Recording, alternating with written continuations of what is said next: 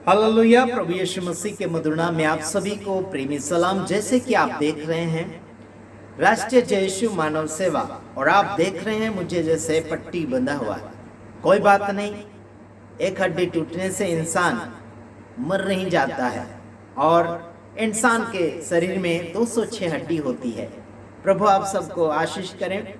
ये सेवा क्षेत्र में दुर्घटनाएं ऐसी होती चली जाती है ना। कोई बात नहीं, किसने क्या किया आप जानते हैं। बार बार कहने और दोहराने की जरूरत नहीं है, उस बात को हम समाधान कर चुके हैं। तो देखिए मेरे तमाम भाइयों बहनों, परमेश्वर के वचन के साथ हमें बढ़ना है। सब कुछ हमारे पास अगर है, दुनिया का धन दौलत माल मिलकत इज्जत शोहरत, लेकिन स्वर्गदूतों की भाषा बोले, ज्ञान की बातें बोले, बाइबल का भेद भी अगर हम जान जाएं, अगर हम प्रेमी ना रखें तो हमें कोई मान सम्मान, यानी कि हम कुछ भी नहीं है। ये बाइबल का वचन स्पष्टता खुलासा करता है। 1 कुरिन्थियों 13 अध्याय में दिया गया है कि आप अगर सब कुछ हासिल कर लिए हैं और आपके अंदर प्रेम ही नहीं है तो कुछ भी नहीं है। हमने अपने ऊपर मतलब मेरे ऊपर हमला करने वालों को क्षमा कर दिया है, और उसके बदले में हमने रुपये नहीं लिए, बल्कि हमने प्यार मांगा। क्या मांगा? प्यार। हमने यही कहा कि हमें रुपया नहीं चाहिए, लाखों रुपये नहीं चाहिए। हमारे कमेटी वालों ने बहुत मांगे करवाई थी, लेकिन हमने कुछ ऐसी मांग की कि दुनिया के लोग नहीं मांग सकते। ये हमने मांगा। क्या मांगा सामने वालों से? हमने ये मांगा कि हमें तो प्यार चाहिए, हमें तो प्रेम चाहिए। दुनिया के धन दौलत माल मिलकत नहीं चाहिए, हमें प्रेम चाहिए। प्रेम के अलावा कुछ भी नहीं यार। प्रेम है तो सब कुछ है। हालेलुया, क्योंकि परमेश्वर प्रेम है यार। हालेलुया। शर्मिंदा होने की आवश्यकता नहीं है, और मुझे भी शर्मिंदा होने की आवश्यकता नहीं है। क्या मैंने मार खाया तो क्या मैं शर्मिंदा हो जाऊं? क्या मैं रोता रहूं? बिल्कुल नहीं। मेरे तमाम भाइयों बहनों, मेरे भी कुछ ऐसे शब्द थे, है ना, जो सामने वालों को अच्छे नहीं लगे, उसके कारण ऐसा हो गया। कोई बात नहीं, होता है। ये जबान है बिना हड्डी की, ये क्या भी कुछ भी बोलती है। तो आइए हम कुछ वचनों के अनुसार बढ़ेंगे आगे की ओर। ऐसे तो थोड़ी थोड़ी बातें ऐसी आती चलेगी जाएगी जब तक दर्द है, लेकिन हम उनका नाम नहीं लेना चाहेंगे जिन्होंने हमको दर्द दिया है, क्योंकि हमने उनसे बस एक ही मांग करी है कि उनसे हमें प्यार चाहिए, प्रेम की आवश्यकता है। ओके, कोई बात नहीं, प्रभु ने आशीष करे, क्योंकि वो भी हमारे भाई हैं, हमारे कुटुंब के हैं। तो क्या हुआ, छोटे भाई के साथ ऐसा व्यवहार कर लिया तो क्या बात है, कोई बात नहीं। चलो आगे की ओर बढ़ते हैं। हम लोग दर्द होता है कभी कभी, कोई बात नहीं। ये परमेश्वर का मंदिर है, हम उसके हवाले हैं, और हम अपने नहीं हैं, हम उसी के हैं। तो आइए देखते हैं हम परमेश्वर के वचन। 1 कुरिन्थी 3 का 19 वचन हम आगे की ओर पढ़ते चले जाते हैं। आइए देखते, उसमें लिखा, क्योंकि इस संसार का ज्ञान परमेश्वर के निकट मूर्खता है, जैसा लिखा है कि वह ज्ञानियों को उनकी चतुराई में फंसा देता है। हेलो मेरे तमाम भाइयों बहनों, इस संसार का ज्ञान परमेश्वर के सामने मूर्खता है, पागलपना है। तो मैं ये चाहता हूं कि आप और मुझे इस संसार के ज्ञान के साथ नहीं जीना, बल्कि हमें परमेश्वर के ज्ञान के साथ बढ़ते चले जाना चाहिए।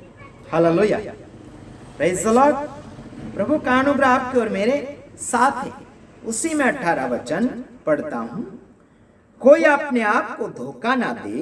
यदि तुम में से कोई इस संसार में अपने आप को ज्ञानी समझे तो मूर्ख बने कि ज्ञानी हो जाए। हालेलुया। किस बात में मूर्ख बने? इस संसार के ज्ञान में हट जाओ। इस संसार का ज्ञान निकाल दो मेरे तमाम भाइयों में, खाली हो जाओ। जो खाली हो जाता है उसे मूर्ख कहा जाता है।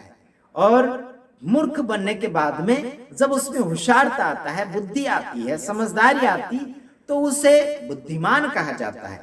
तो हमें इस संसार के ज्ञान से खाली होना है और हमें परमेश्वर के ज्ञान से भरना है, तब जाके आपको और मुझे बुद्धिशाली बनना है। हमें संसार के ताकत और बुद्धि से नहीं भरना, बल्कि हमें परमेश्वर के ताकत और बुद्धि से भरना है, क्योंकि इस संसार का ज्ञान परमेश्वर के निकट मूर्खता है। इस संसार का जो ज्ञान है परमेश्वर के सामने पागलपना है, मूर्खता है। आपको क्या लगता होगा कि आपने अच्छी डिग्री प्राप्त कर ली होगी, अच्छी शिक्षा प्राप्त कर ली होगी, अच्छा पदवी आपने हासिल कर ली होगी, आप ज्ञानी हैं ऐसे लगता होगा, लेकिन परमेश्वर के नजर में आप और मैं मूर्ख है जो संसार के ज्ञान के साथ जी रहे हैं। आइए अगला वचन इसी में देखते हैं। वह ज्ञानियों को न की चतुराई में फंसा देता है।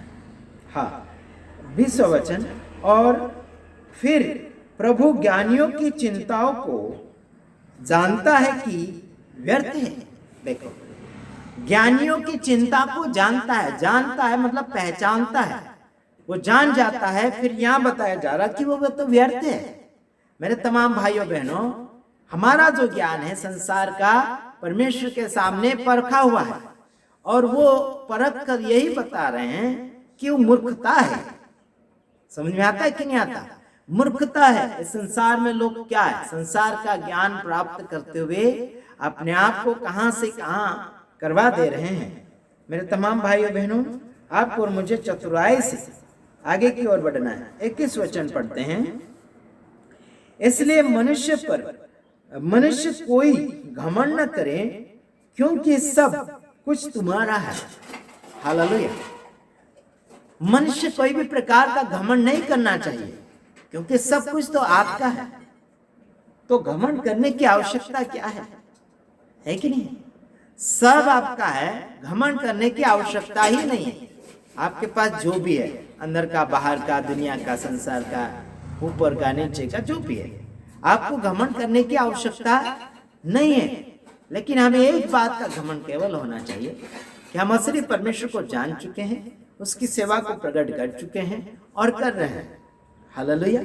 तो मैं आशा करता हूं कि आप समझदार हैं और समझते चले जा रहे हैं।